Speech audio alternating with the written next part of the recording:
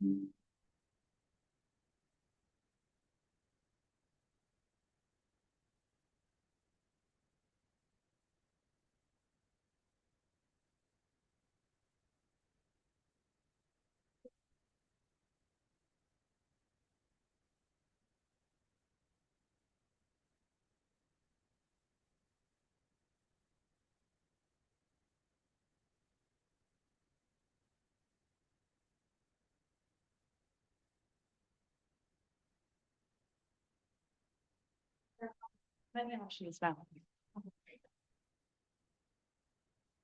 you hear us?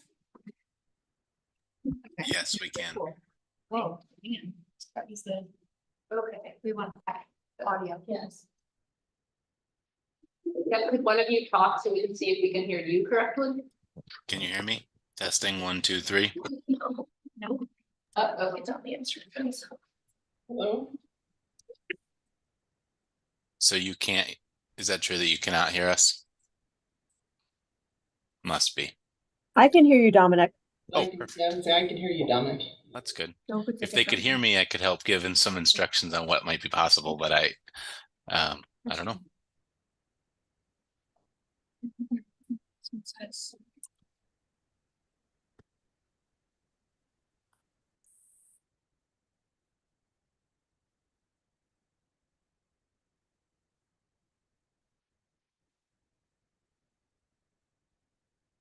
This one's that. Right. See if we can, I want to see what it does. Oh, no. Can someone say? We can hear you now. Oh, good. We can hear you. Okay, cool. We're gonna leave it that way. Okay. Thank you, sorry. Thank you, Jill. Yeah. All right, so folks on Zoom in chambers and folks on chambers can hear the folks on Zoom. Oh, so we heard Rachel. All right, in that case, I will call to order today's, what month is it? April meeting of the Workforce Diversity and Inclusion Committee. I think we do have quorum with 4 members present in chambers and 4 members present on Zoom, as well as some beloved guests. Let's do, yeah, why not beloved? I'm to see how like I love you all. Let's begin with a quick round of introductions. Just say briefly who you are, maybe name, pronouns, where you're coming from, anything else you want to share. You do not have to be cute about it like me. I'll start. I'm Veronica Pillar, they, them. I'm a county legislator in my first term, and I am chair of this committee. Holmes, I'm a county administrator, she, her pronouns. Ken Clark, Director of the Office of Human Rights, he, him, pronouns. Travis Brooks, County Legislator, he, him. I'm gonna go in the room or Oh, me, okay. You guys can't see me online, but now you can. Brittany Green, Chief Deputy Clerk of the Legislature, she, her pronouns. I'm Chancelise DeMarco. I work for the Mental Health Division of Whole Health. She, her pronouns. Charlene Holmes, Chief Equity and Diversity Officer, she, her. Hope Mathon, she, her pronouns, intern for Charlie. Thank you. Title.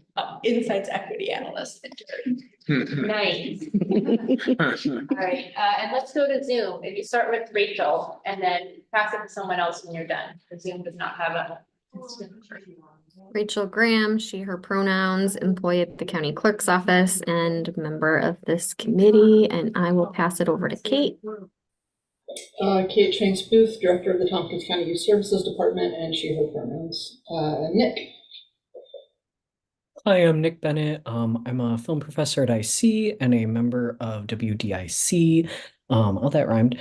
He, him pronouns, and very happy to be here. Missed folks last month, and I will pass it to Jen.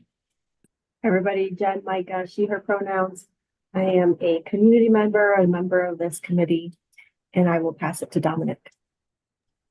Hi, everyone. Dominic Recchio, he, him pronouns, Communications Director for Tompkins County. I am not a member of this committee. And I think Kate, have you gone? Yeah, I think. Yes. it's So over. everyone, except I saw Annie is maybe in the, Oh, yeah. Oh, not the wing. The other place. Yep. The viewer's place. So we'll wait for her to. Make it in. Assuming she's coming in quickly. There we go. Annie, hello. Would you like to introduce yourself? Hi, everybody. Sorry, I got in late. Yes, Annie Corman, Tompkins County Legislator, and pronouns she, her. Fantastic. Thank you, everybody. Are there any changes to the agenda? There's a few things I'd like to add if possible. Yeah, what's up? In the beginning, we had talked about the possibilities of department heads coming to talk to us about their 2024 DEI goals. We haven't gotten to that point yet, and we are in May. So I'm hoping we can discuss that today. The 2018 climate survey results. We're getting ready to go into a new climate survey. It would be great to go over the results to see where we are and progress that was made from 2018, especially with the strategic plan coming out. I'm very interested to see what kind of progress we made from the 2018 survey. And then last but not least, the MWBE policy. And for our listeners, can you remind us what MWBE stands for? The Minority Women Business policy. Enterprise, sorry.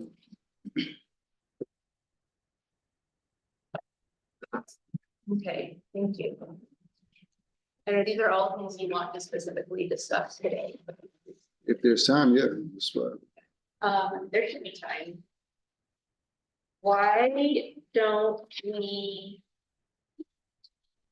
put those, actually why don't we put those after the strategic operations plan discussion, at least mention each, so some might turn into an agenda item for next month's meeting. Because I'm suspecting some of it might come up as you go through this plan draft. I think I would also just so I don't forget it, like move the minutes approval up before this strategic operations.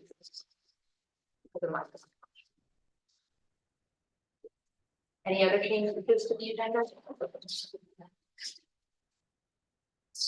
Do we even vote on these written? Okay, great. Moving on, chair's report. I don't really have a report. I don't have a report. So we can move to the minutes approval. Can I have a mover for the minutes from March 27th? So moves, any seconds, any discussion or changes?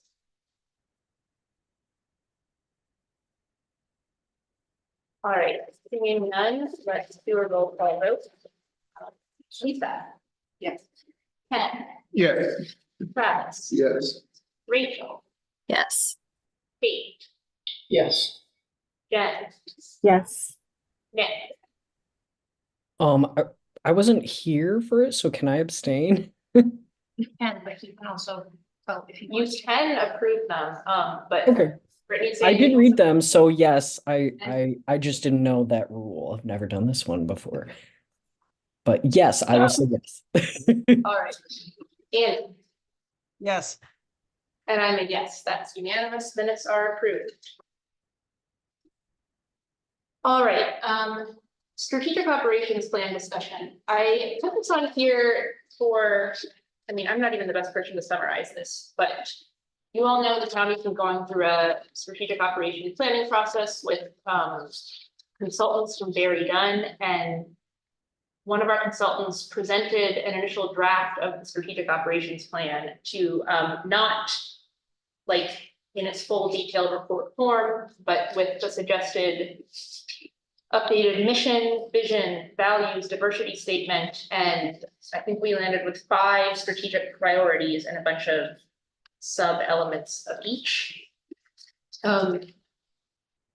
The consultant went through the full presentation of this both at the April 16th full legislature meeting, somewhere fairly deep into the meeting under the Government Operations Committee section, as opposed to earlier on in the normal presentation section. Also at the Government Operations Committee meeting in April, early April, I don't remember the date, they presented the same thing. So I encourage folks, if interested, to go back and look at those. But I wanted to look through the things here because some of, well, one of this committee's stated goals was to support development and implementation of this plan. So I think now it's a good time to check in. Second, a lot of the items in here are either directly related to, like directly explicitly related to diversity and inclusion, or just tied in with it in some other important way, in that might be actionable by this committee. And of course, every single thing is related to diversity and inclusion and equity in some way, some not as much within the purview of this committee. So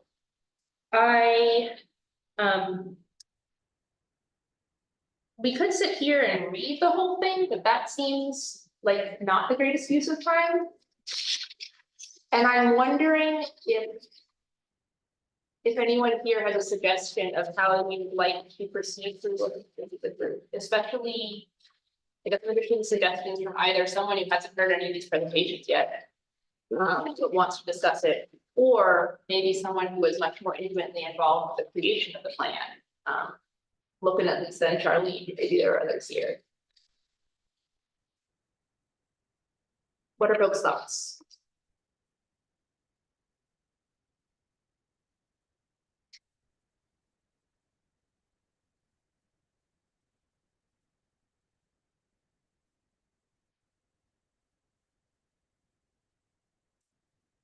So I'm curious to know what you had in mind in terms of putting it on, maybe committee members aware of it. And it's draft format, and knowing what's in it, and taking feedback. Yeah, I mean, so making people aware, knowing what's in it. I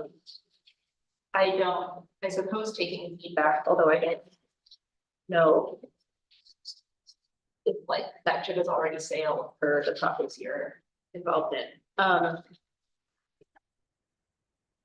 I included, or I emailed out all the strategic priorities in case there's things people want out. I know that like a handful of things stood out to me with thinking through like the WDIC.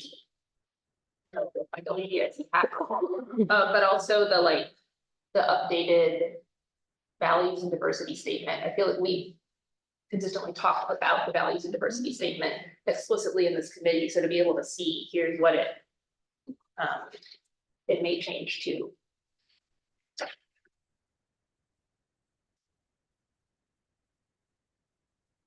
So I think to just jump in, some of in terms of the values and diversity statement, the diversity statement has not changed. Correct. But however, there was some, we did get some feedback from employees and the public about just, I think, the overall understanding or accessibility of what the diversity statement meant. Being that we in the organization and WDIC took a year or more to craft this statement, we we didn't, really see fit to change it as a committee, but took that feedback into account that, for some, it's the understanding of it is, it's not the easiest for some people to understand, or it takes a little bit more background and explanation of it. In terms of the values, again, to the organization created the 4 core values, and that was done in an iterative process with feedback from employees. Those 4 core values were respect, accountability, integrity, and equity. So those haven't changed, though the accountability definition was updated from its previous definition. The previous definition referenced the code of ethics, and this is a little bit more straight to the point. We embrace our vital role as public service by pursuing excellence while holding ourselves, each other, and the organization responsible for decisions that impact. And we all thought that that was that definition was a bit better in terms of the accountability piece. And then an additional core value was added, and that was stewardship. That came from it started out coming from the working meeting of legislators who wanted to see stewardship that and pointing to, I think originally pointing to environmental resources and also financial resources, and then the iterative process with employees and the public, we added humans in there as well. So I think that that those, I'm really glad to see those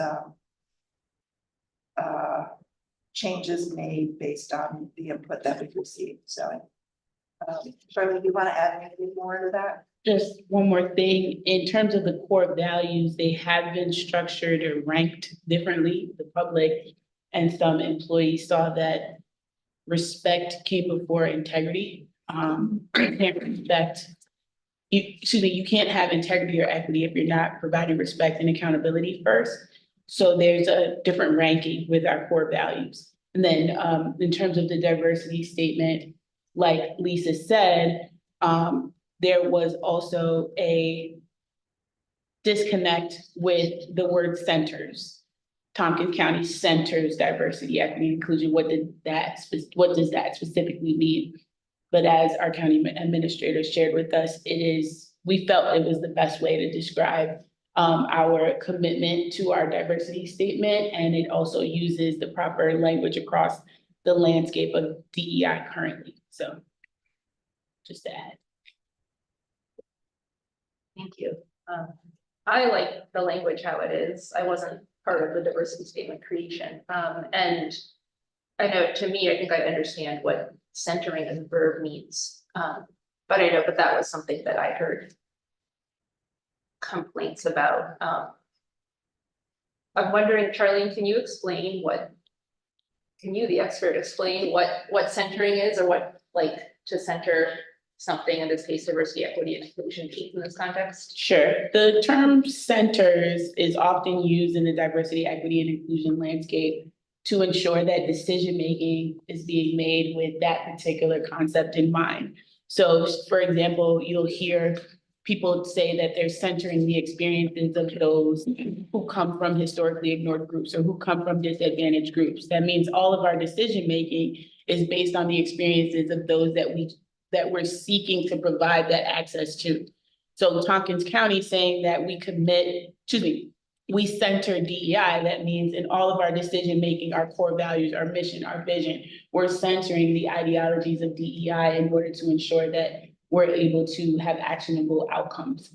Was that clear?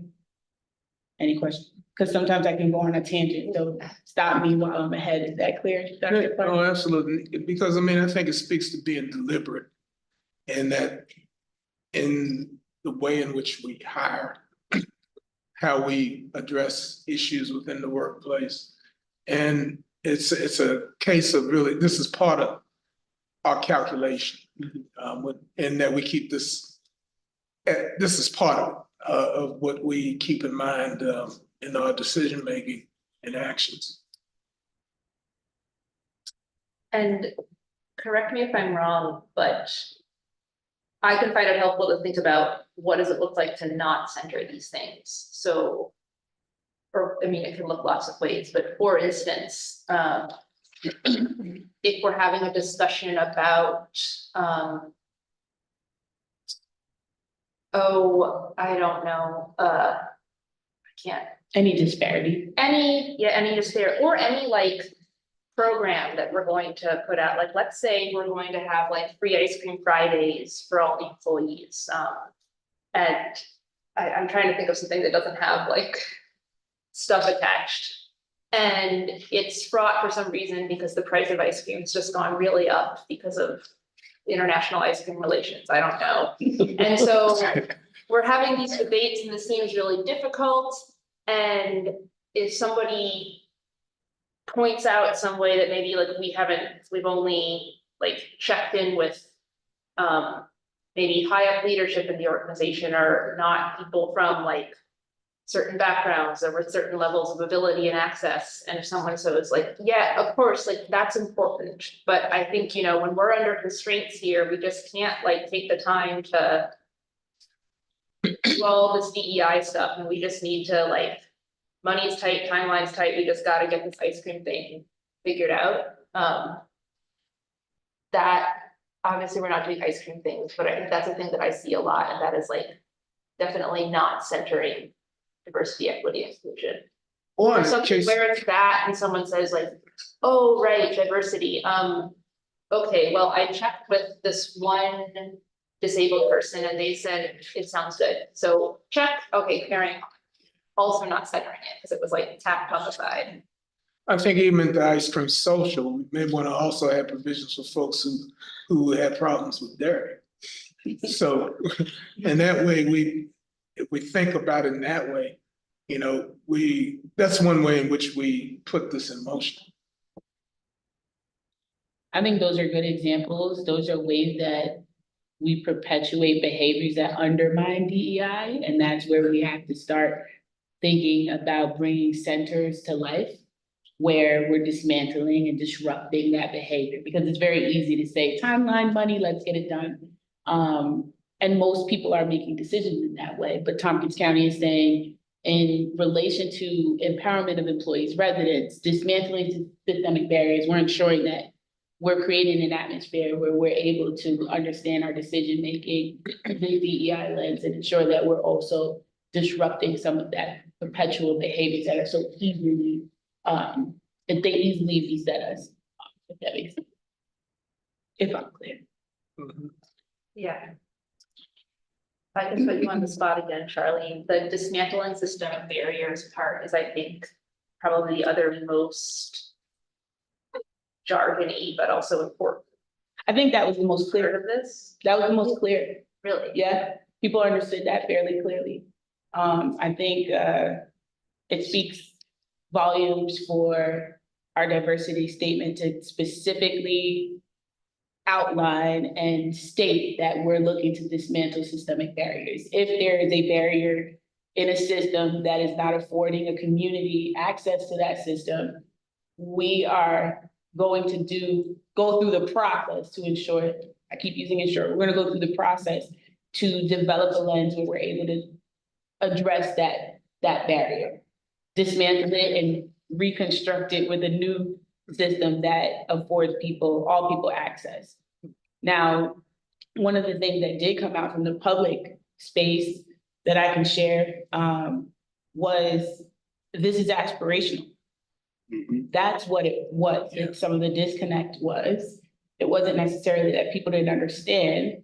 They felt like it was aspirational because they're seeking fruits that they don't see. So I'll stop there. Thank you. The aspirational thing seems like a really important thing to point out. Yeah, I think that's important because, you know, the plan is great. a plan means nothing if there's no actionable items, if there's no intentionality behind it. It's one of the reasons I brought up the 18 climate survey. If we don't know where we're starting from, if we're not all on the same page and clear, if we haven't really done the work since the survey results came out from 18, this is all just lip service. This is all, you know, feel good, but it doesn't really do anything to dismantle or disrupt. So coming up with a plan, I mean, it actually means nothing if there's not going to be any teeth behind it, if there's not going to be any intentions behind it. So we have a lot of data, and you know, my question really is going into the plan, where are we at from the last time? Do things still look the same? What did we do from before? When I think about what Charlene said in terms of like disruption and dismantling and having access, I think of just job requirements for the county and civil service. And where are we at with looking at minimum qualifications, education versus experience? How are we allowing those who haven't had access before to gain access? When we look at the number of, I was looking at the invite the other day for the 25-year club for the county. And I remember going last year thinking, wow, there's 3 of us. When I say 3 of us, 3 Black people here. In this whole county, there's only 3 of us here. How are we disrupting things to open up that application process to allow for more people who didn't have access before to enter? Strategic plans are great. I've done a bunch with the city and other agencies I've worked with, but them actually meaning something is a whole different piece. And I went to 3 different things, 1 for the legislatures, 2 for 2 different community groups. And, you know, one was like 4 people there for the whole downtown area. And another one we did, and I don't know, maybe there was 11, 12 people there. So when you come up with a plan, you get feedback from the community. What does that look like? How many people were actually there? Who were those people that were actually there? Given that feedback, what was our attempt to gain that feedback from the community to make the community come and feel invited? So those are all interesting things to me, going into a plan, coming up with the draft, and then figuring out from there. But so yeah, said a few different things. Let me see if I got all the things you said, or all the main points, which is a strategic plan is nice, but when we say we got community input, who was it really? Was it a tiny slice of the community? And does this even mean anything without teeth behind it? And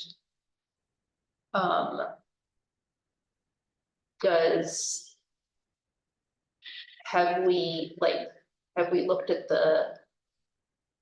looked at what came out of the 2018 climate survey? Because we need to know. I'm not actually sure quite what you're asking there. I understand that it's like we need to know where we've been to know like where we've come since then. That's part. And then I also hear the like, why is everyone here white mostly, especially the people who've been here a long time? Can you expand on the climate survey part? The climate survey was done in 2018, and we got a lot of data from there. My guess is some of the departments didn't do too well. My guess is some of those department heads are still here. My guess is if you look at some of those departments, there are people there that still feel like those departments that haven't done much better since then, and we'll find out with 25. I think that having that data, looking at 7 years of being able to make change, that all feeds into the strategic plan when you talk about DEI work. And so if we haven't made much progress if things still feel the same since 2018, then we come up with this plan. Do things actually change? Or did we just come up with a plan to say we came up with a plan?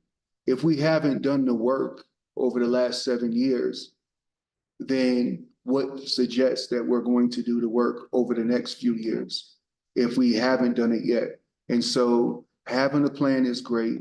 If there's nobody driving the ship, if we're not moving that forward, if we're not executing that, then it just sounds good. It doesn't actually do anything to make changes. I see Nick. Yeah, I really resonated with the last piece that you said there. Travis, I really appreciate sort of the way you worded that. And it's like, why I think the like, why start a new, particularly climate survey if we haven't evaluated? I know we've evaluated. My group in Jedi did some of that. So we evaluated and looked at the results of the 2018, but if we haven't met all or many of the benchmarks that we should have met, then why start a new climate survey if we haven't kind of taken care of the things that weren't taken care of before? I see where you were getting at, Travis, and I appreciate that point, because it's a good point, right? It's like, why do this just for, right? What's the intention? Why is it like a formality? Do we feel it's a formality? Is it taking away from the actual work that needs to still be done? Maybe we need to spend more time with analyzing and making like actionable actions, taking action with the things that have not been come out well from that first survey.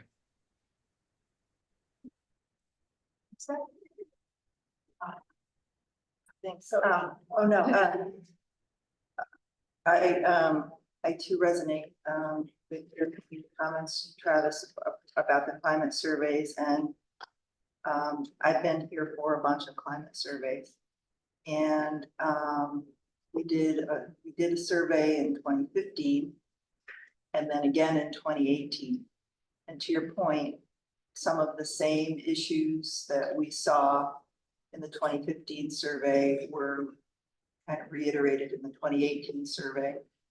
And at that time, after the 2018 survey, I remember it was intentional that there was a plan or structures in place, that the emphasis wasn't so much on the survey, but as what we were going to be doing after the survey to respond to what we found out. And that was kind of when I joined county administration, and I saw a lot of that emphasis and the work being done around that. And I know that there were a few departments that where the results that employees were telling us were very problematic again and again were addressed very pointedly with the leadership in those departments. And there was a lot that happened in those intermediate years, and some of those leaders have since left the organization. Others did a lot of intensive work, and at the end of that, the employee work groups were resurveyed to see, is this lip service being paid, or has there been actual change? And in those cases, there were actual changes in some areas, really see changes in the results, which is gratifying. And then there were other things that happened as a result of the climate survey. So there's always more that can be done, and we're always an ever-changing organization. But I think that if we go into a climate survey for 2025, like we're intending, and we waited to do it while we had, had the resources, people in place, with our intention being not on the survey itself, but what we're going to do as a result of what we learn, then we'll be best positioned to actually,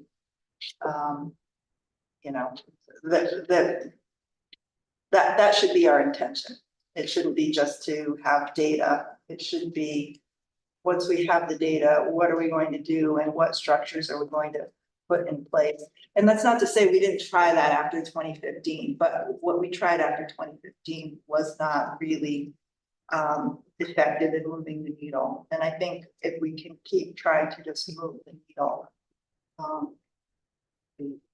that's what we should keep trying to do.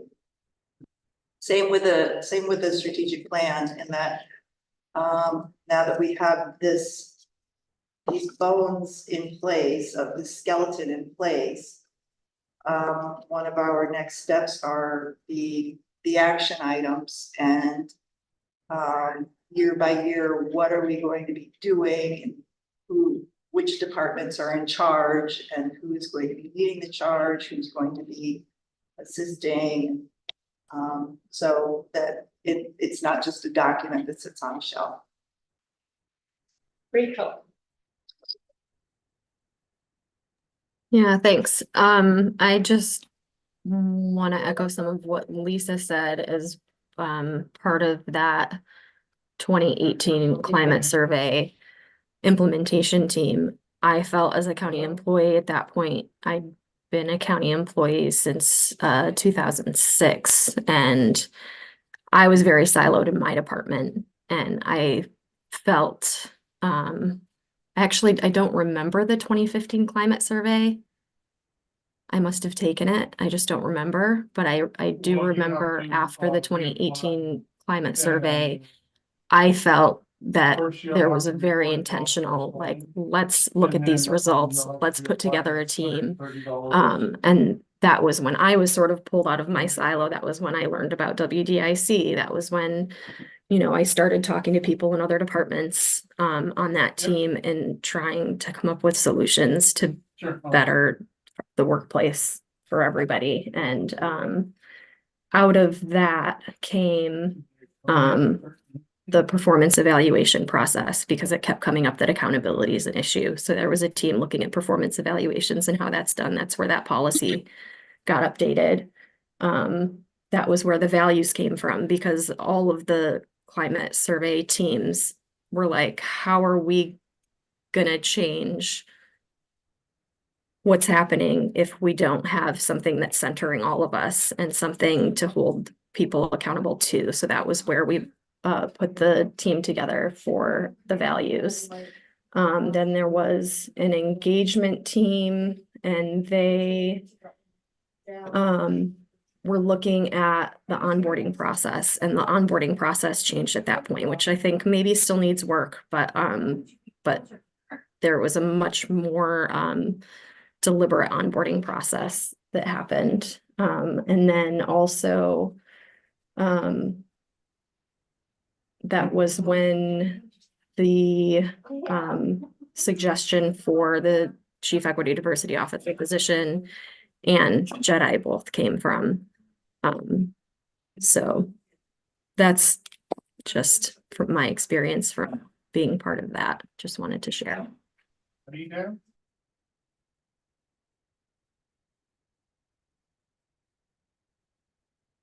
Thanks, Rachel. Thanks, everyone.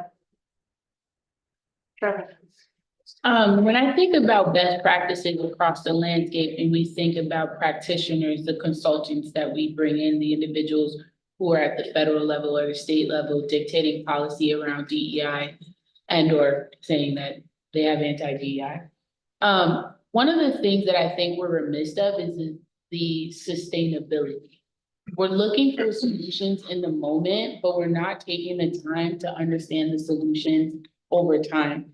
Lisa just said that we're an ever-changing organization. So what types of reinforcements and or processes and or policies and or legislation do we pass that can last 20, 30, 40 years down the line where people are still accessing our organization in a way where they're able to thrive? We are remiss of that. There are times when I'm in meetings and I'm like, we're just talking about tomorrow. And yes, right now, we want to see the results immediately, but we have an infrastructure that has been built since 2015. You said you've been to a few of them. An infrastructure that's been built since 2015 that is not centralized. It is disaggregated across the organization. Some things need to be resurrected, and some things need to be benchmarked and reassessed instead of reinventing the wheel. So I'm always in favor of slowing things down, but people are in favor of speeding things up. And I just wonder, as WDIC, and I know I keep putting questions out there, but like, what is going to be the focus? Is it going to be that sustainability, taking the time to understand what the infrastructure is and centralizing that process? I'm doing that in my scope, or at least trying to in my scope. But then how do we centralize that and disseminate it across the organization where there's lasting change? There are processes that you go through to get there, but they take longer than looking at data, instituting a climate survey and providing suggestions and putting committees together. They actually require people to spend time assessing and reassessing what currently exists. And well, it sounds like, I mean, we have to really incorporate being deliberate about this process. I was just reading about this in an article earlier today in terms of dealing with systemic issues and how, you know, systemic issues didn't arise overnight, nor will they disappear overnight. And so I think we have to somehow create the space for that sort of deliberation, in which, you know, of course, people will say, well, you know, it seems like we're spending so much time on this. But on the other hand, if we're going to move toward the goals and objectives we've set, then we need to take the time to really flesh that out in terms of, because we want to do something that's sustainable. We don't want a flash in the pan. That's, you know, I think we have to build that into whatever we do as a county.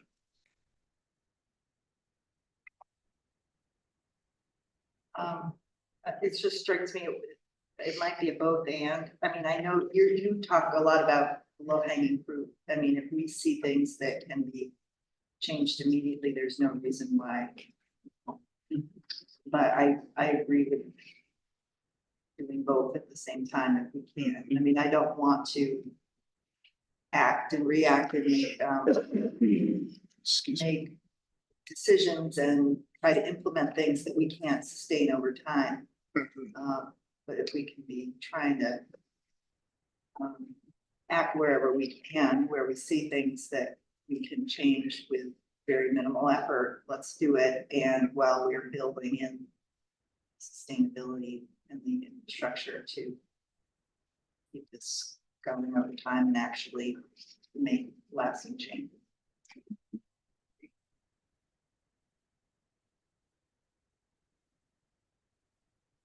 Thanks, everyone. Travis, you initiated this discussion talking about the 2018 climate survey. I didn't hear you. You initiated this discussion talking about the 2018 climate survey. It brought in some. Where do you think we should go from here? I would like to know where we are now with some of the plans that were put in place. Where are we? How do people feel about them? Were those things that were done in immediate time and didn't last, or did they last? To give us a better idea of what to be looking for in 2025. And while we're doing that, are there things that need to be resurrected? Are there items on that we need to spend some time on? Because you can still do the work while looking to see what folks are thinking and how they're feeling when they do the next climate survey. I just want to be clear.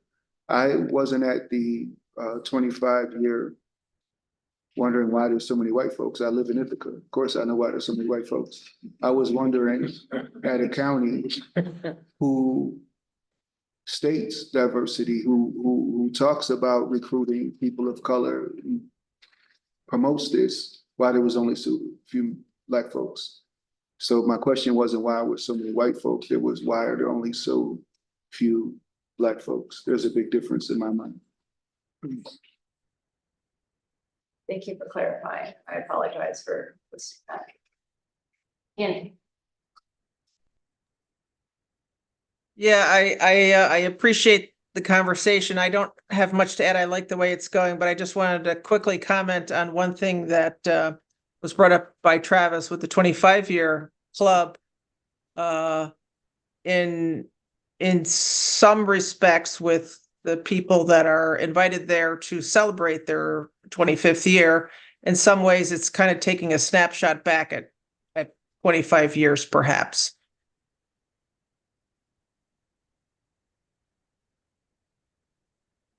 I don't know what we can do with that, but it's, you know, it's maybe not a current snapshot of our newer hires.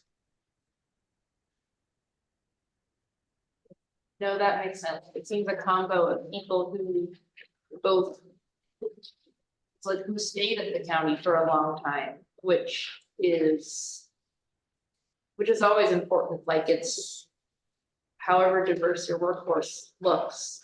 If, for example, a disproportionately high number of Black employees are quitting pretty quick, that's a problem. And also anyone being honored at the 25-year club, or anyone in the 25-year club, the legislators get to go after 25 weeks. But anyone being honored at the 25-year club needed to have been hired in, what, 1999 or before?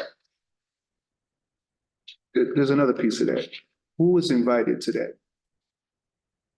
I'm not sure who's invited. I see I come up as somebody being invited, but I'm not sure. Are department heads invited? Are other county employees invited?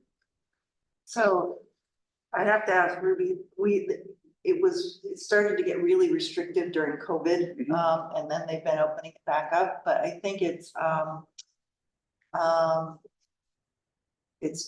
the folks who were inducted that year and their department heads. And then they are welcomed back every year, and with their spouse or plus one, and legislators. Is that right, Shannon? Yeah, I think there are even former legislators, though, I think, who have from time to time been there, as I recall, because when I had my 25-year 5 years ago, there were former legislators there, and former department heads that I don't think were 25-year people.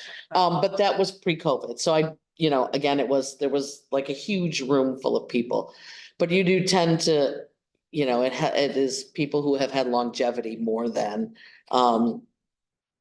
newer folks. It was a strange one for me, but my department head really didn't know me at all. So like even the presentation was very strange. But it was, it is, I, get the invitation every year. I don't think I've been back, but it's, I think Ruby can probably, but it's definitely, it's not like it's a really community focused invitation. So I'm not sure if those former folks were guests plus one of somebody or not, which could have been as well. Rachel. I think all employees receive an invitation, but if you're not in the 25-year club, you pay like $25 per person to attend. So that's what I thought, is that more people got the invitation. So it's not just about who has longevity. It's also about what folks of color feel about going to an event like that amongst their colleagues. So if 3 people show up and there's 30 employees that are of color, it's an issue, right? Why aren't they coming? Why, is it a comfortability? Is it, it's not for me? Is it, what else feeds into why folks don't show up? If all department heads are invited, only one department head of color shows up, why? If other department heads feel comfortable, I think that all is baked in the cake. That's all in the data. It's not just longevity of employees, but why don't other employees come, especially ones that have been here for a while, that are senior employees that have more responsibility? Why aren't they feeling comfortable coming to these events? Or is everybody just booked on that particular night? But I think that's important information to know. The same with the county picnic. Who comes to the county picnic? What does that look like? Is it representing all the county employees? What are the numbers? Or can't afford $25 each for dinner. Right. Could be that too. So I'm hearing good questions that may or may not be answerable with existing data, but are, I'm sure, are answerable if asked. Like asked in an info gathering, but as opposed to like right now, right here. I think all the invitations and whatnot and the responses go through HR, so they would probably have the best data, no matter whatever they collect. Yeah. I'm gonna be kind of honest, and I don't know if maybe this, if Travis, like you were kind of implying this, but I feel like the answer is not the problem or the thing that we're needing. Like, we know that minority folks are going to might feel uncomfortable or not included in these events. So it's not so much of like, why didn't they come? But more so like, okay, we know that folks are uncomfortable. We know that maybe inclusivity is an issue. So what are we going to do about it? Right? I think that's maybe the bigger piece here. Could be just me throwing a wrench in and being I don't know, combative. I'm not sure, but yeah, I guess I don't feel like we need to beat around the bush of like, why didn't more folks of color show up, or why didn't more disabled folks show up? Because we know why. It's not these, I don't think these spaces are especially like even just hearing the word club. I know it might just be like a personal thing, but that to me feels very exclusive, right? Like, so, what are we going to do then? We know the answer to why, but what now? Nick, you don't sound combative at all. I appreciate that comment. To me, the questions are to get folks thinking, right? The answers many times are pretty obvious, but if nobody asks the questions, nobody has to think about them, nobody has to talk about them. And when we have a strategic plan that says the county's doing A, B, and C, and we're going to continue to do A, B, and C, or we're going to start A, B, and C, and these questions exist already, then is that strategic plan really true to what's happening? And if it's not, then what needs to be done, to your point, to make sure that these things are happening? But no, if nobody asks, then we never have the conversation.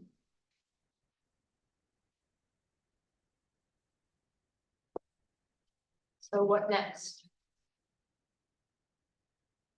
Not in this meeting, I mean, like, to further this line of questioning.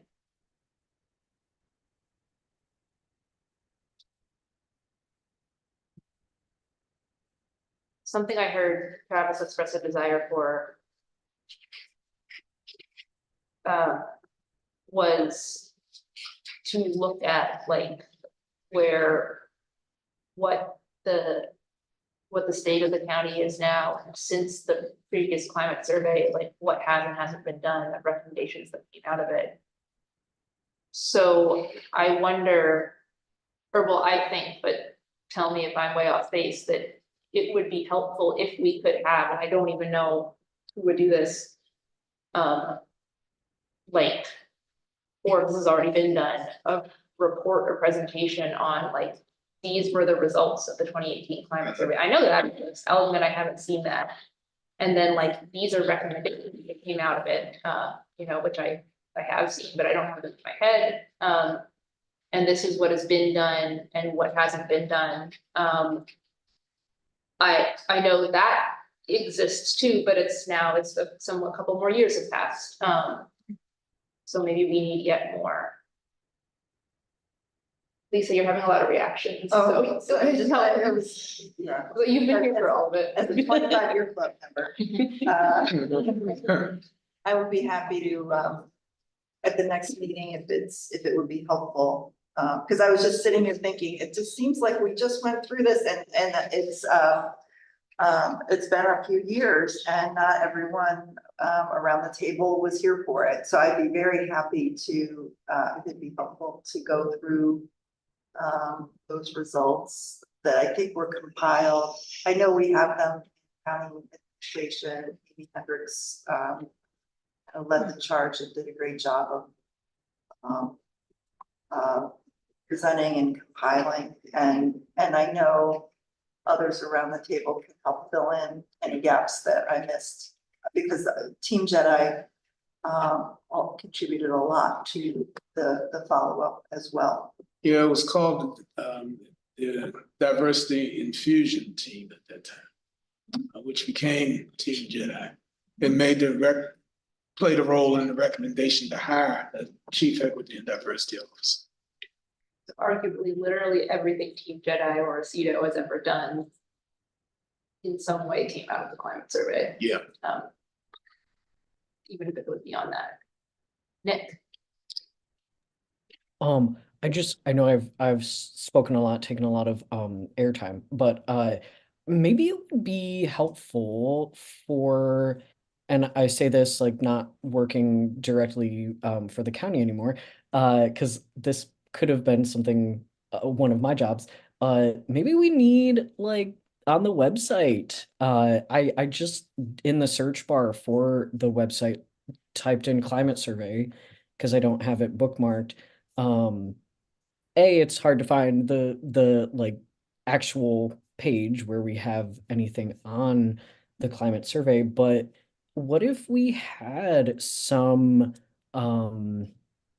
notes in there on obviously like the findings of the survey, but also like a follow-up of these are some of the things that have improved or changed, or like acknowledging successes while also acknowledging areas for improvement. I think that would be really, really cool to see and have in a cohesive, like contained hub space,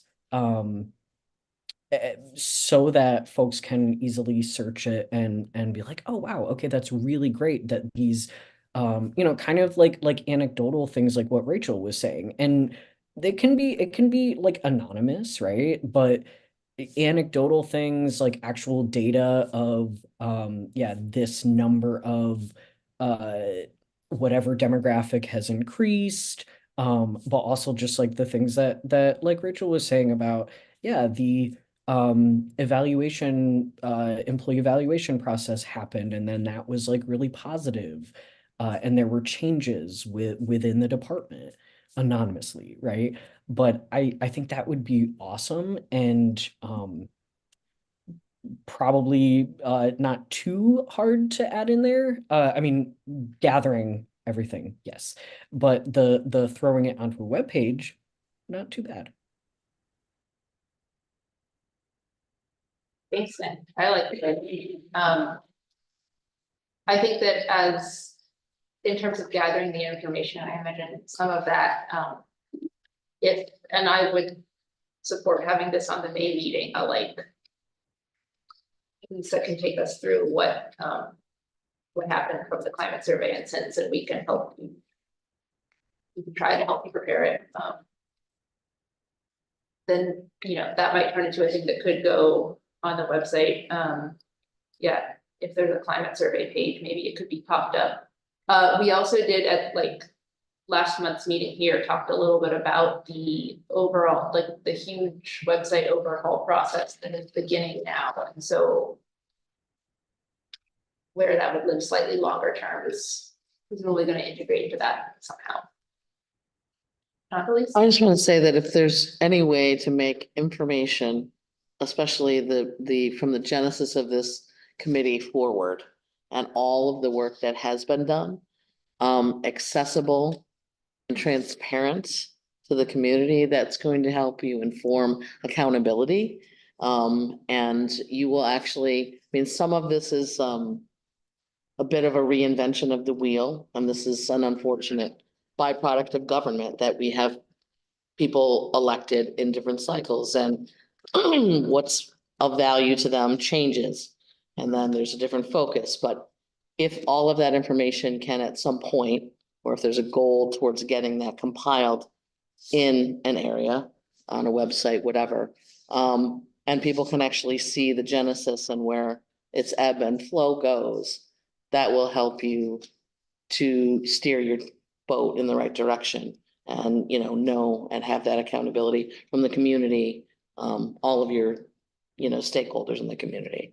Yeah, I like that a lot, because you can look back and see where you were at different points of time and see where you've gotten to. Yeah. And maybe you went backwards, or maybe where you are now, you may think it's bad, but it was a lot worse back here. And this is the progress. Or that vice has been made, versa, right, yeah. to get you to a certain point. Anecdotally, I found some original documents from this committee over the weekend, and I actually texted Charlie and when we were designing this logo. So they were that far back. So it's kind of interesting. This conversation has been on my mind, but if those documents were there, I think it would be interesting for people who are interested and invested in this work to see the genesis of where it's come, because it has come a long way, and there have been times when it's gone in reverse, but there has been a lot of progress through the years. And I think it's important to acknowledge that too. When I started here as a special advisor in November 17, we did not have any, department heads of color. Since then, we've hired 3. And so, that's made some dent to some degree. I like that idea. Chandelier, you want to start gathering? I may actually have more documents. Department heads who identify as folks from racial and ethnic demographics that are protected classes. Oh. There's 5. Okay, I missed. I've been doing that research. Okay.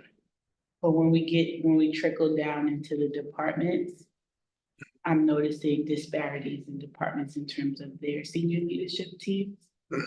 So part of our climate set, we really have to narrow down what our initiatives are going to be moving forward past this next climate survey. Like you said, the infrastructure has to be there. We have to have an initiative that we'd like to pursue, whether it's recruitment, retention, promotions, understanding pay.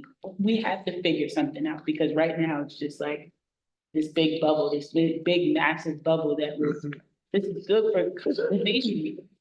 But in my world, this is like hamster wheel.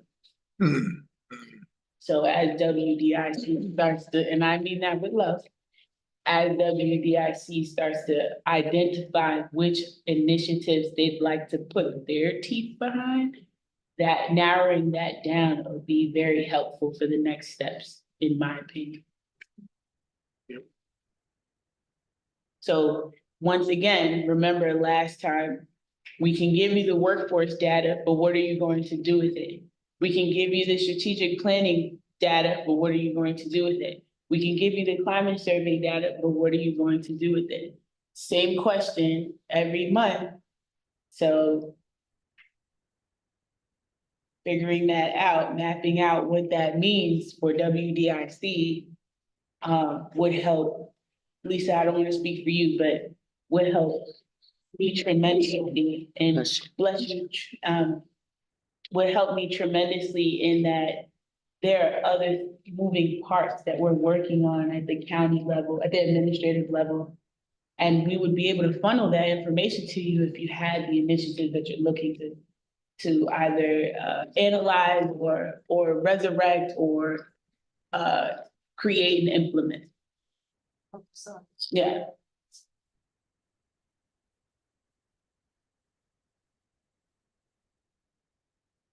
Thank you for that kick in the butt.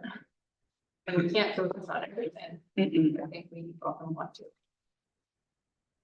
I mean, workforce development and inclusion committee. Diversity and inclusion. Sorry, workforce. Sorry, I'm thinking the department. Workforce diversity and inclusion committee, correct? Yes. That's your lane. You don't ever have to come out of it.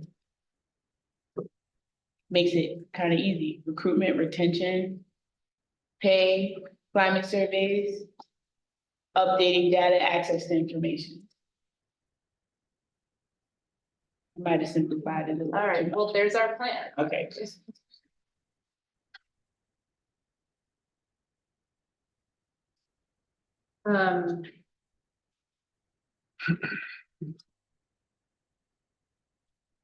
Anyone else have comments you need to throw in before we shift gears a little?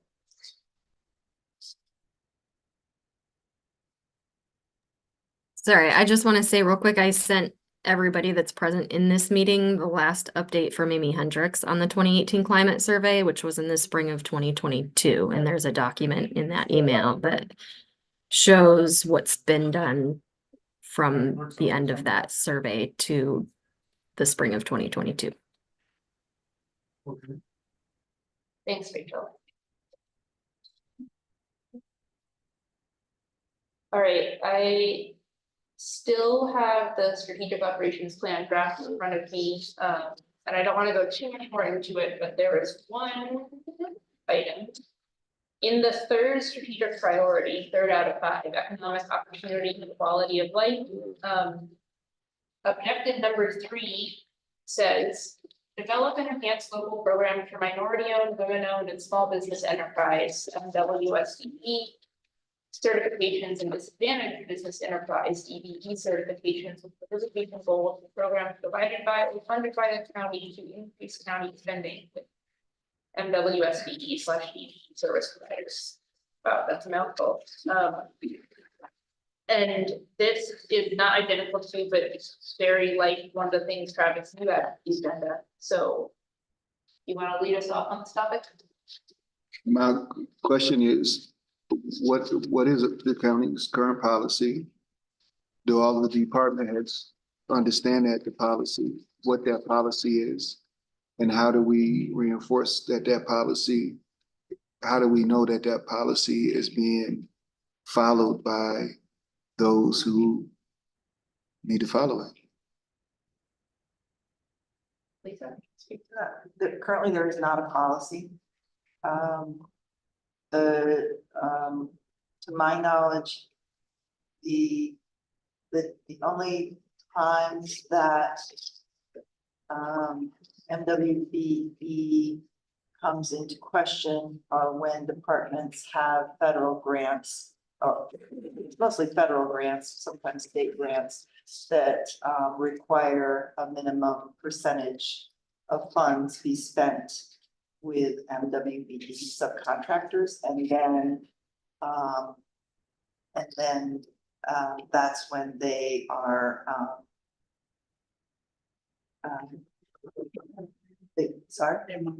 when they're monitoring and closely following to fit in with those policies. We were just having this discussion that our current contracts database doesn't allow for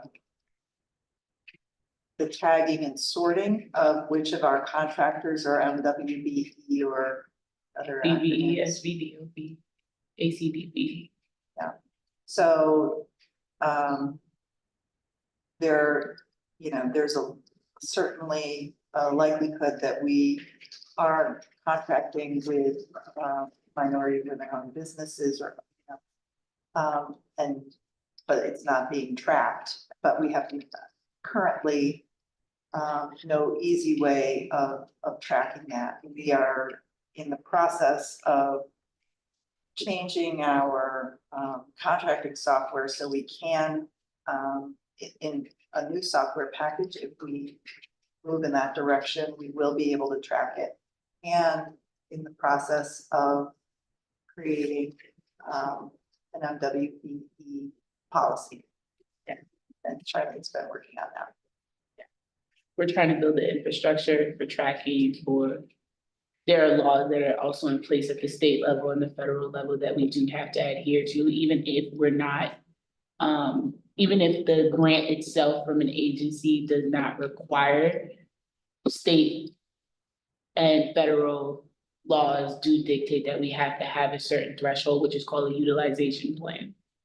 We've entered that into our grants management and centralization process, the language that will move us into developing the policy and having that passed. And then working on contracts and procurement, bringing the appropriate parties into the conversation to ensure that we're tracking that over time and being able to aggregate some of that data.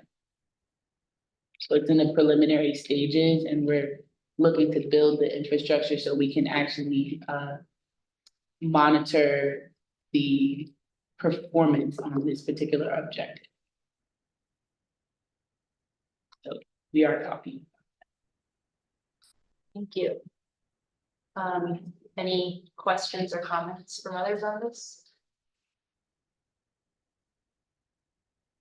I'll say one comment. Yes. Well, one of the things that I think WDIC can also help with this is in your respective spaces, when you're talking about minority-owned businesses, minority-led businesses, women-owned businesses, veteran-owned businesses, you're disrupting the negative narratives that come along with those particular businesses. There are narratives that I'm recognizing in my space as I continue on my environmental scan that these businesses are not qualified enough. They can't handle it. There are these negative narratives, but in order for these certifications to be applied to these businesses, they go through a rigorous process. They're more than qualified for their position, for their certification, and more than qualified to provide us with services. So in your respective spaces, if you feel bold enough with your gifts, your talents, your treasures, you know, you have to do it the best way you know how for your own personality, start disrupting some of those if you hear it. Because we won't be as successful as we could be if we don't start to challenge some of the negative conversations that come with working with minority-led businesses in this community. And as you guys know, I'm an outsider. I'm not from Ithaca. I've been here for a long time. I'm not from Tompkins County. So I don't mean this mean, but you know, as an outsider looking in, it's like, we can do things, but we have to change how people see these things at the same time. Thank you for that. Didn't mean to go on a speech, but. Travis?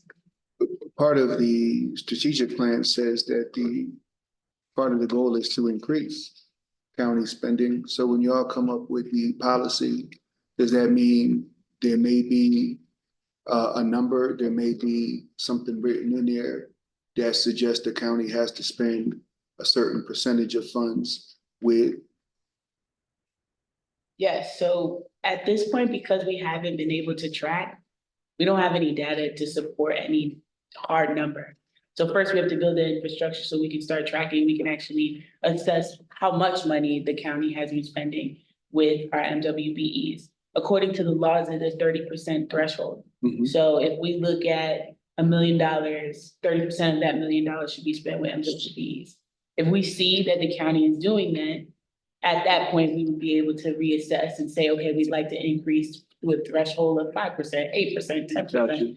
And then that way we would be able to roll that out to departments so that they would have the tools to ensure that that happens. But first, we have to get our infrastructure in order to do it.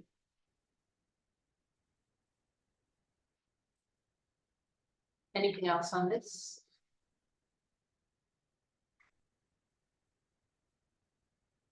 I think we should kind of pass it back too. I think that currently in our procurement policy, under best value, it allows us to be able to choose a contractor that's not the lowest bid for good reason, and one of those reasons could be if they're an MWBE and we want to give business to MWBE. So that already exists, which is And Carly and or Lisa, whenever there's updates to be had on this tracking leading into policy, you can bring that to us. Absolutely. Appropriate processes, we would have to run the policy through this committee anyway, I believe. Yes, no? That's because you- I believe because you would be the subject expert, you would be the, subject experts on this, subject matter experts, excuse me, in relation to the other committees that we have at the legislative level. That policy would come through this committee for your feedback. Oh, great. All right, moving on. Travis, your third, I know I'm not going in order, your third thing was wanting an update on departments coming to talk to us about their DEI goals, which thank you for bringing that up. We didn't bring that back. Lisa and I had a conversation about this a little while ago, so I wonder if you can update on this. Also, I really have to use the bathroom. Travis, can you take over sharing? Sure. Hold on, thanks.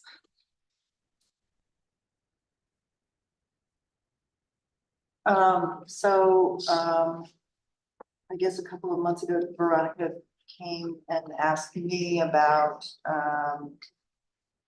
my ideas or I guess my ideas or thoughts about departments coming presenting or some format for this committee to hear from departments about DEI goals. And we just kind of had a free-flowing discussion about it.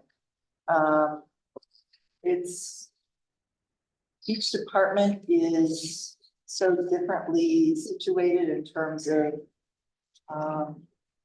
the services that they provide to the county or to this community that there aren't any standardized goals, but most departments have them, and we talk about their efforts annually in the performance evaluation process. So I told Veronica that there are certain departments that are doing lots around recruitment and retention, some that are hitting like a lot of different nodes in recruitment, retention, but also service delivery, outreach, measurement of demographic measurement and measurement of who they're serving in relation to demographics in the community. And so I think where we left it is Veronica suggested if I had a few departments in mind that would be willing to share what they're doing in those areas, that we could invite them to come. But I don't know if that was what you were looking for, Travis, in terms of in your request. I appreciate that answer because I do think that every department is different. I wouldn't expect human rights to have the same standard, right? But I do think that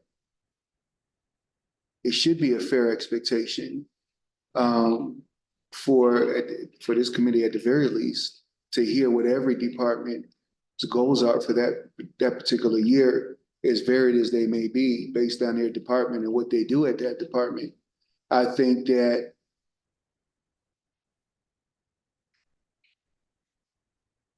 having those expectations where people actually have to share out with the public what their goals are is very different than myself being a director of a particular department, or department head, just having to say, yeah, we do that, but never having to say what it is we're trying to do for that particular year.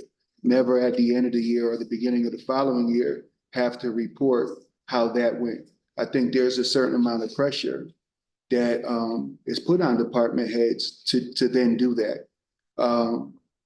And it needs to be everybody, because if what we're saying we're doing in the strategic plan, if what we're saying we're doing in the county's mission is true, if that is the goal to meet the mission, then there has to be some sort of standard. And I understand that you can't have the same standard, but you can at least have the same reporting standard and collection of that. So I do think it's a fair and reasonable expectation for every department to have to do that. And over time, some department heads may get better at this and understand that a little more.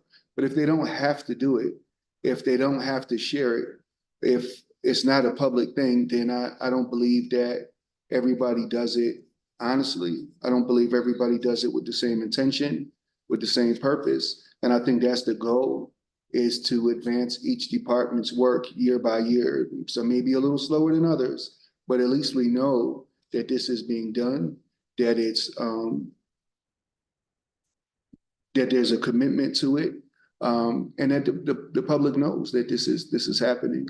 I think those who would share and be more than happy to share are probably not the departments that you need to worry about the most. I think it's the ones that push back and don't understand why they have to. Those who don't really commit to it. Those are the ones that you want to hear from the most. Those are the ones where probably more issues exist behind the scenes than others. So for me, it's everybody. And even if they don't come, they certainly could send in their goals to us. If there's some that want to come and share, that's fine. But I think everybody could submit their goals for 2024, and everybody could submit a report at the end of the year for 2024. And they don't have to necessarily come and stand in front of us, but we at least can see where they're at, and provide feedback if so. So that's what I'm thinking. Kate. Yeah, if I can, from the department head standpoint, I think I think that there's a structure built in place. For example, I answer to Health and Human Services, right? Job tenure on that. And so we are required to have goals that we present to county administration that are then presented to Health and Human Services. And I think going back to the structures that currently exist and trying to embed some of these practices, I think there's absolutely a place for that. And I think I went over my goals, but no one ever asked me about DEI. There wasn't something specifically in those goals that I presented that was a benchmark. Now, I tried to do that in my department, but maybe other people didn't. So I think the expectation of the committees that we report to would be a really good place to have that. I also think that Lisa every year does, Lisa last couple does a really good job of sort of doing like highlighting what our accomplishments are as a county, and she presents that to the legislature. I think there is an opportunity in that to have some of the highlights, sort of a way to I think implement it and embed it into our systems as they currently are, that's the expectation. I do think we can report to this committee, but I think to give it more breadth and width, that the expectation needs to happen, that for me, that makes sense. I mean, I can come talk to you, but if I know I need to go to Health and Human Services and they're going to ask me in a year what's going to happen, right? And then Lisa's like also responsible, or county administration is also responsible for reporting out on those, right? And that's somewhere published or somewhere where somebody's looking at something. I think it makes a difference, instead of just coming from one space. Is my thoughts.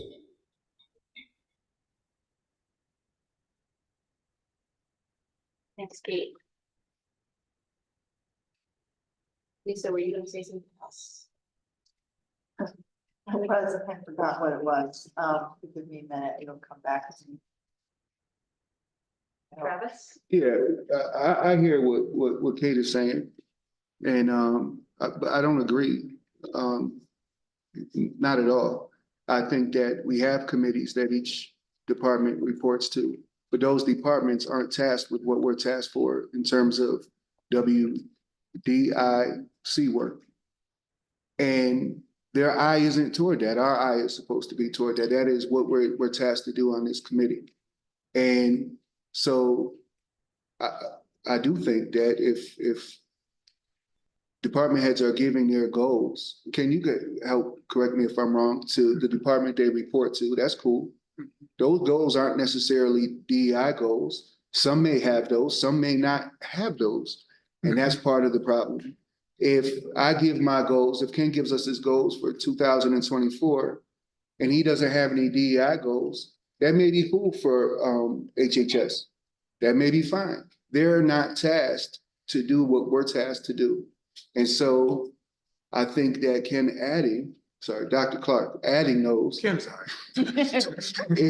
is okay. I don't see why that can't be added to that and why we can't get that from each department head. Is it asking too much? If it's asking too much, then it shouldn't be in the strategic plan. It shouldn't be something that we're working toward. It shouldn't be something that is part of our mission. If that's asking too much, what are your DEI goals for the year? I just don't see it as something that's challenging. I work for a municipality. I know that we're required to do it every year. So I just can't imagine that creates that much more work for a department head. Kate? Just to be clear, Travis, I wasn't disagreeing with you. I was actually saying what you're saying is on point, and we need to then make sure that we are implementing that in those committees that we report to so that it has more teeth and it has more breadth. So it's not an issue of it being more difficult. It's that I'm saying, and like, if you're asking me, that's great, but I should also be asked by the Health and Human Services or the Health and Human Services Committee. I should also be asked by people that if it's important, it can't just be important to one person, right? And so, yes, I can send my report to you, but it also helps if I know Shauna is expecting there to be some sort of report out. And I know I'm talking to Bridget, and that's also part of my evaluation with her, and that Lisa is doing, an overall performance of the county. I think that's what I was going for. I wasn't disagreeing with you, just for clarity. My apologies, kid, I misunderstood. Annie? Yeah, I think it's one of those yes and things that like budgeting, this should be as important as the fiscal responsibility. And as we center this more and we teach others how to center this more, it will be. So it'll be something that HHS would ask a question about, or why isn't this in here? Because what's your budget for the year? And if you're asking for more money for this, or what are your plans, for the number of staff you're going to have. So once it's integrated, that yes, it should come up in HHS, but just the same as if we were the finance committee or the, the finance department, we also have that right. And I think that responsibility as we go forward as part of our strategic plan to ask for more accountability. So it doesn't have to be just one place that they're talking about, because if it was just here, then it's more siloed. But if it's expected, and as we teach, perhaps it's teaching other committees, other staff, other legislators, how to center this and talk about it and all aspects of that, just like we've learned as legislators. Well, some of us have had to learn more about, fiscal responsibility and budgeting, then we're going to learn more about this, perhaps.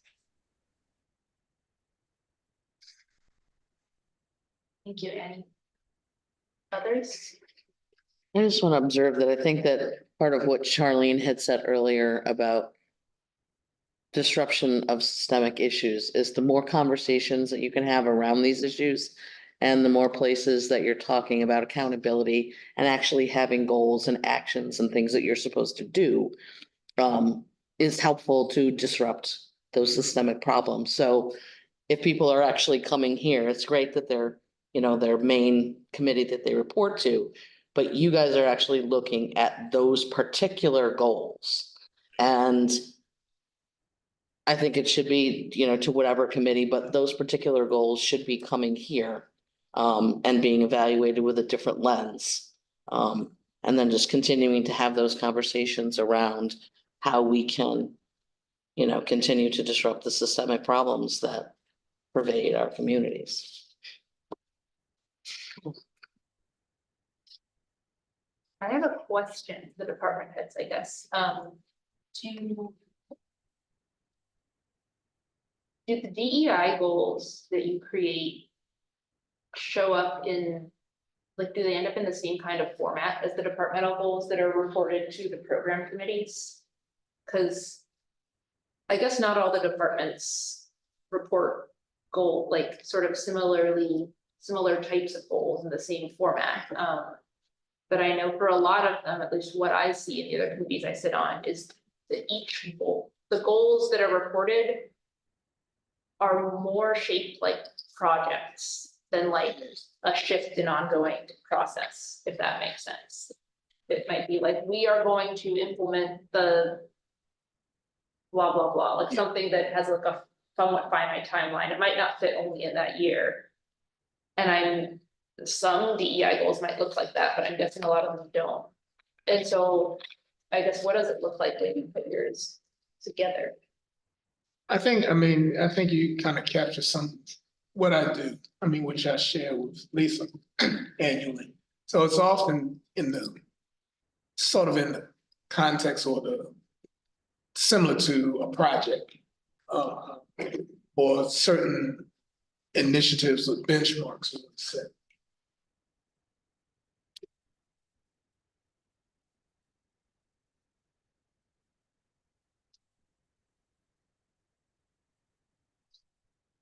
But do you, maybe I'm not remembering what we talked about when I stepped out of the room, but do all the departments have to claim some kind of DEI goals at all at this point with the new performance evaluation process? They not necessarily, though, they put forth their goals for the year and they are evaluated on certain performance measures, one of which includes DEI and their performance in in the same way that they are evaluated around leadership, communication, accountability, those sorts of things. So I guess what I'm what's going on in my mind as I'm sitting here thinking about this is certainly not opposed, only very willing to try to implement this. And my mind is thinking about that whole, do we try to go back to department heads and give them something and ask them to report quickly, or because I would like to create this sustainability piece or something that is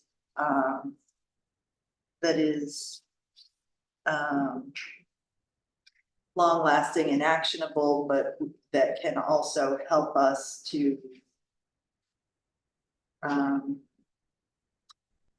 reach some of our longer-term goals and objectives, and won't be subject to change if the same constellation of people aren't on WDIC next year. You know what I'm saying? So I'd be interested, Travis, to if there's anything in particular that you could share from what you have to do with me, or if there's anything to be learned there, or your thoughts about that. Because I'm certainly willing to do this. I just want to make sure that I'm doing it in a thoughtful way that will produce the results that we need to achieve. Well, if I'm being fair, I wouldn't say that the city has the best way to do it, but there's an attempt. Yep. And I think that the ask is for department heads and both the director and deputy directors to get together and develop their goals for the year. And it's very broad, it's very simple, and it's done. I would say that depending on the department, it's done better than others. There's more thought put behind it, but everybody has to do it. Yep. And that's kind of it. I think over time, there's been the increase to make it for it to meet certain standards or certain goals that are set up by the mayor at the time, and I guess now the city manager. That would include things of increasing the number of staff, increasing the communities that we're serving, how that looks, what that looks like, getting certain feedback and addressing those. But it's kind of clumsy, but it's at least you hear from each department head what their goal is for the year. And of course, you know, the agencies that take it more serious, you know, it might give you a 2-page report. And this is what we're doing, and there's others that'll give you the bare minimum. But I think it's a place to start. And I think Charlene, I know Charlene mentioned this earlier, but I'm not going to say that how she said it. But if it's put into place as an expectation, as something that's done every year, then regardless of what this group looks like and when folks leave and retire, it's something that's set up. So every year this has to be done.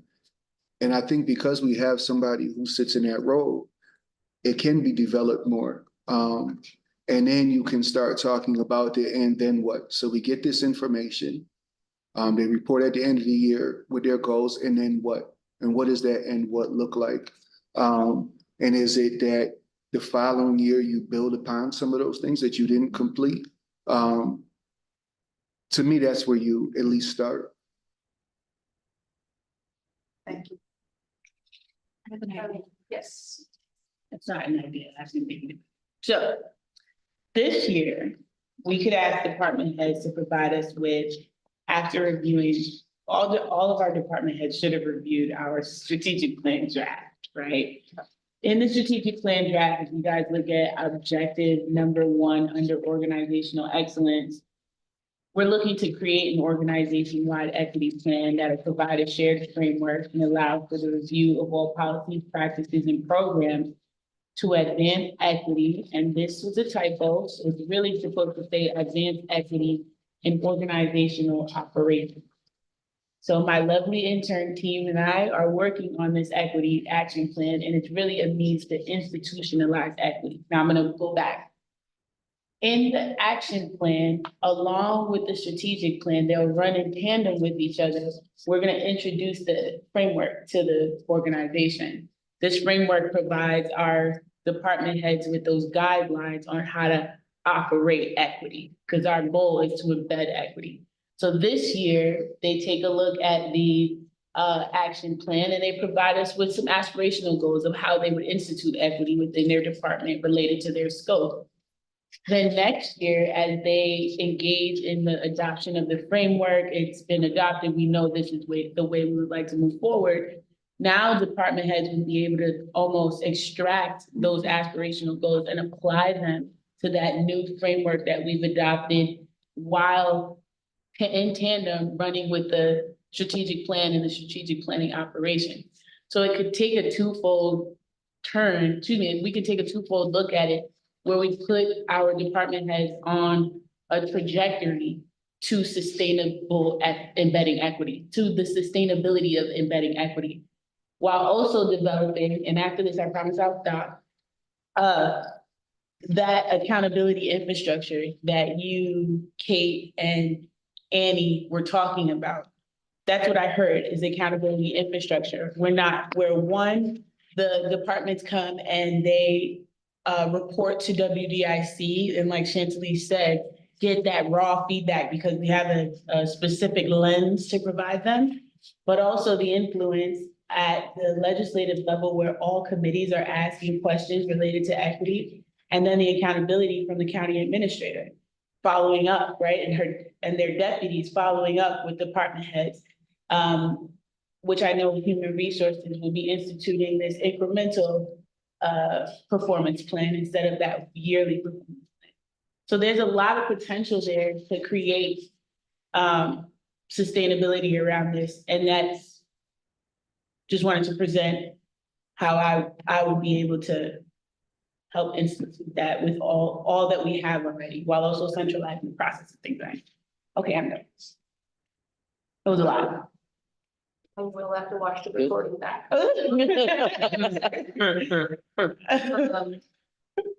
Sorry. If I can do that, I like it. You said you were done after this, but I'm looking, we've got 15 more minutes, and next up on the agenda is a report from our Chief Equity and Diversity Officer. So want to take the mic back? Yes, I will be quick. I wanted to give you guys an update. Last time I talked about presenting at GEO, that did happen. I presented about the role of the CEDO and the compliance officer. So if anybody would like to watch that, I presented at the last April Government Operations Committee meeting. And I gave an in-depth overview of the role of the CEDO and the compliance officer that runs in conjunction with that. I also talked a little bit about this equity report that is coming out of the strategic plan and should run at the same time as this strategic plan. And the focus on institutionalizing equity. The next thing is our summit. We had our DEI Leadership Summit, and 48 participants from the county's workforce attended, and we collaborated with Ithaca College. Over 25 interested employees had to be on the wait list because we were capped, 58 participants, and we had to cap at 58. 25 people were on the wait list. So we had a really, really good response to our summit. There were more folks who were not on the wait list. And so there was a real interest and a real need for our summit. And we look to institute more opportunities for learning as we move into 2024, continue to move into 2024. Out of that 58 participants, 24 of them were department heads and elected officials. So thank you to all the department heads and the elected officials who showed up. And the rest of them were their deputies and their senior leadership within their department. So kudos to our leadership at Tompkins County. The next thing is Race and Democracy Week, which is a partnership between Race Forward and GARE, which is the Government Alliance on Race and Equity. Race and Equity, yes. That will be in September 27th to October 5th. I need to tell my team I gave them wrong stuff. We submitted an application for Race and Democracy Week to GARE and Race Forward as a collaborative effort between Tompkins County, GIAC, and Southside. We've also began having meetings with CAP and the History Center, seeking to find sites where we're able to run a week-long programming discussing the topic, which is a bigger, better we. And we submitted our programming saying, looking at the past to change the future. So we're gonna go from the past of Tompkins County into the future of Tompkins County, bringing all constituents together to model what it would look like to thrive in an equitable and inclusive and county. So that is coming down the line. And for those of you who pray for us so we can get the grant and we can have a week of activities for Tompkins County related to race and democracy. And that is my update. Thank you. Travis. So one, Charlene shared a way to make the reporting possible. Are people comfortable with that idea? Does that sound good to folks? Or is that something that we want to move towards? I'm not a believer. If this needs to be voted on, could we bring it up at the next meeting? Given that one, gotta be honest, my brain did not process it all, and it wasn't on the agenda, and some members couldn't make it. And I don't want it to slide right by them, plus it also sounds like the equity action plan is not gonna be like out and rolling. But the preliminary would be that department heads would come here to talk about looking at the strategic plan and what do they want their goals to be? What would their goals be in the future for 2025? And then they wouldn't have to commit to anything, which would allow for WDIC to have conversations with departments about what they're looking to accomplish related to equity. Okay, that makes sense. That makes sense? And you want this to start next WDIC meeting? Well, you guys would. I'm not a voting member. Travis, you want this to start next WDIC meeting? I think more importantly than whether it starts the next meeting, whether we vote today, vote the next meeting, is allowing folks to have an opportunity at this meeting that heard what Charlene said, to say whether that, at the very least, sounds like it would work for them. If that sounds like a plan that they could buy into moving forward. If we need to wait till the next meeting to vote on it, that's fine. But I didn't want people not to have the opportunity to respond to the suggestion that Charlene made at this meeting. That makes sense. Lisa, well, maybe Brittany and then Lisa, then Annie. I was just going to say that if, Charlene, if you could put something together, kind of summarizing what that was, and then we could include it in next month's packet as an agenda item to give people time to review it. And then we can ask for a formal vote to see if that's something that all members want to move forward with. That's just my suggestion. As a way to track it and things like that. I would find that helpful. For me personally, and for transparency. Lisa? I wanted to say I really liked Charlene's idea and contextualizing it, embedding it in the equity action plan of the strategic plan. But then I got a little concerned about the step of having department heads come to WDIC to talk through things, because just thinking operationally of the almost 30 department heads and the 6 or so WDIC meetings for the rest of the year. So we can talk through the nitty gritty of the logistics. If it would be submitting written reports, I'm fine with that. I don't want to get hung up in the details, but the details are also important in terms of moving things forward. Annie? Yeah, I guess my question would be building off of what Lisa just said there, was thinking, do we know what we want to ask yet? And do we know what we're going to go for? And maybe I'm not sure if we do, and the logistics of, how many meetings we have. And, I know Charlene, or we asked Charlene to write something up, like, is that, something that can be written up and ready and by our next meeting? I don't know, but I just want to make sure we're not, as was said before, pushing something. But another idea I was also thinking was, if we wanted to have possibly a department volunteer to come and talk to us and say what would be useful, in helping them support some department, like for instance, how Kate was saying before, that they're working on it. Maybe some department talk to us about what we could do to support them, and is coming to us one of those things? Is somebody coming to them? Is it, I'm not sure what that answer is. And so maybe this is a bit evolving.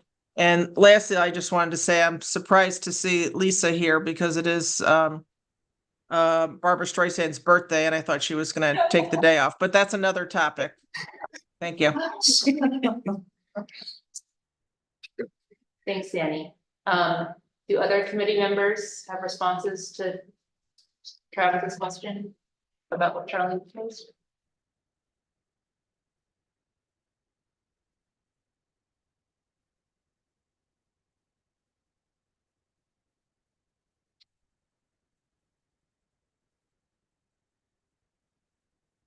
So we can put something together for the next agenda, talk about it then. If a vote needs to be done, we could do it then. Cool. Sure. And the second thing, years ago, Lisa, you remember, it was the year, every other year they do, the Facing Race Conference. We'll leave it with the county, the city, and the school district, put together a grant to send employees, to the conference. It is coming up in November in St. Louis this year, the 20th through the 22nd. I was wondering if we may want to look at something like that again. If so, we would have to have folks work on it soon. Charlene has been working on this. On the grant? Well, I don't know about a grant, but the conference. We had ARPA funding that were for operation expenses, and we're building institutional capacity, so we opened it up for individuals within our organization to go. So we've already paid for their registration and their hotel. But I would love to partner, because if we can get more folks to go, that'd be great. Yeah, that was the We point. were looking for funding, yeah. I believe there was about 30 folks from both the city, the county, and the school district that went there. Yeah. Yeah, and I remember it was really impactful for a lot of the folks that went, particularly young people. Thanks for bringing that up. Anything more for Charlie?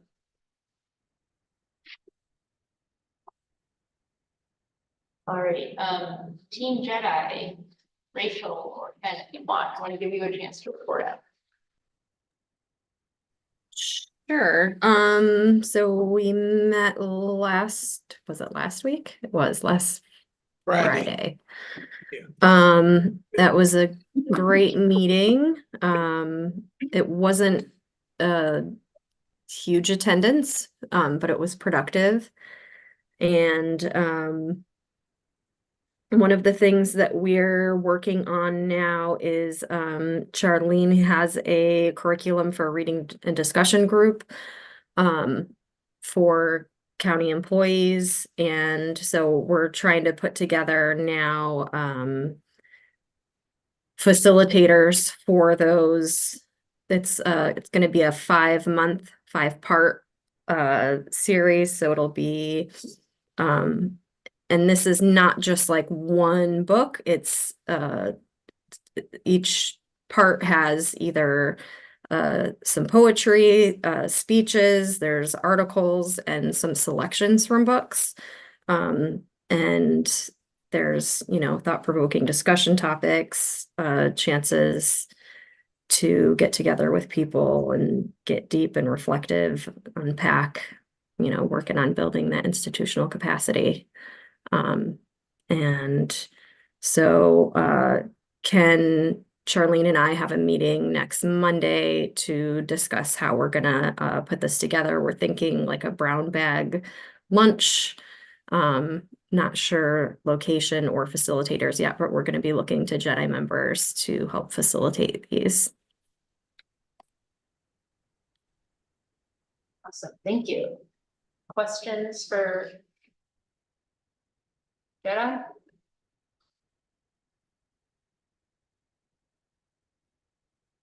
All right, got 3 more minutes. Does anyone have, any other people have updates, announcements, things to throw in? I just want to say something that I had heard come out of the state budget that might be pertains to some of the recruitment and retention conversations that Jedi has been having, and that would be impactful for this committee to know, is that what I understand is the state is expanding their help program to local governments. Can you say what the help program is? I just had it Health looked up. network. Yes, it does, and I just had it pulled up, but I lost it. It's about hiring. What was it called? Hiring for emergency limited placement.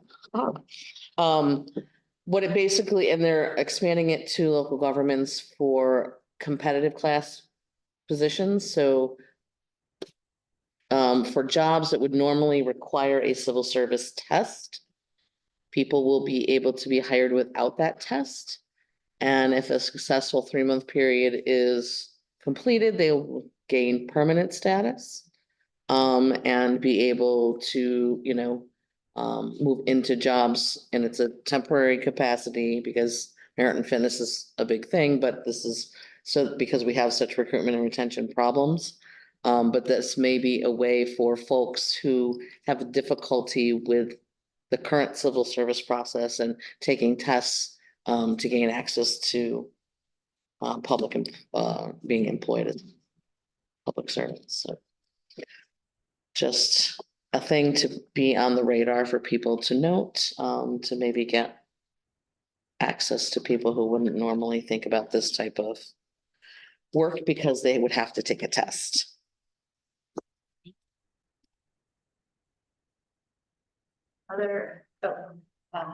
So our HR department has been working on the health program, petitioning the state already for the titles that have been for employees in titles who have been waiting for exams for 2 or more years. So they're prioritizing those titles first. There are hundreds of titles to go through, so they're prioritizing those. And they have a second tier prioritization. They're trying to get through as many titles as possible by the end of the year, but they have a whole plan in place and they've been working toward that. It's a really good thing. Yeah.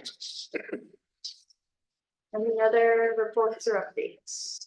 On May 15th at 6:30, OHR is going to be sponsoring a program which will look at the migration process in the context of current U.S. immigration policy. Excuse me. It'll be held at 6:30 at GIAC on the May the 15th, and the speakers will be Jacqueline, Kelly Widmer from the Cornell Law School, and Crystal Osman, who is a partner with Miller Meyer and an immigration lawyer. So sent out the save the date today, and you'll be getting further notices about this over the next couple of weeks. Thank you. Any other updates? Going once? Going twice? We are adjourned. Thank you, everybody. Thank you. See you next month.